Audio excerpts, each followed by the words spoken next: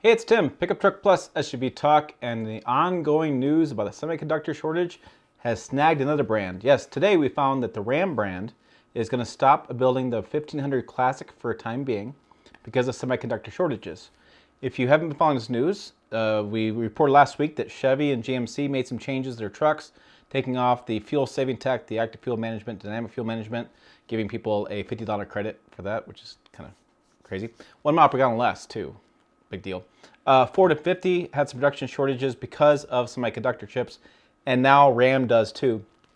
What they're going to do is they're going to idle their plants in Warren and in Salito, Mexico. They're going to stop them from building so much to make sure they have enough semiconductors to go around, and it's going to impact the Ram 1500 Classic. Now, this is the older generation truck that was before 2019 that they're still building. People still are buying this. It's about $4,000 difference in MSRP on the starting price.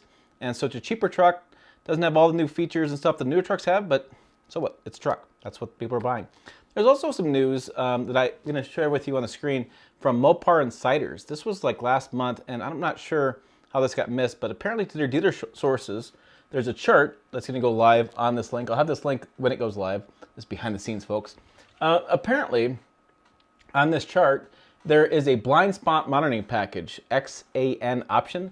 That is going to be on the 1500 and the 3/4 and 1 ton. And basically, the Laramie editions and Bighorn editions will lose the blind spot monitoring. That's going to allow them not to use as many semiconductor chips. You still have blind spot monitoring available for Laramie Longhorn, for the Limited, for the 2500 Power Wagon. So they're just making that option not be as accessible. It's not a standalone option either, so you can't order it right now and get the blind spot monitoring for those lower trims at the time of the publishing of that story and this story here.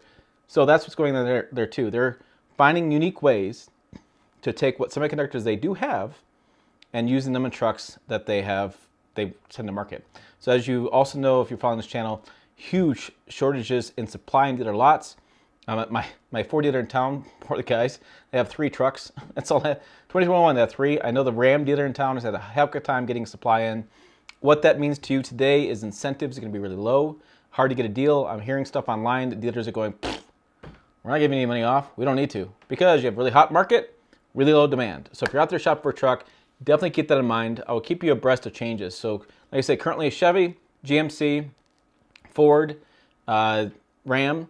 I'm hearing a little bit of news that Toyota has some issues as well. They're not making anything official yet, but it sounds like, according to San Antonio Express, that they're having some issues building as much Tundra as they want to.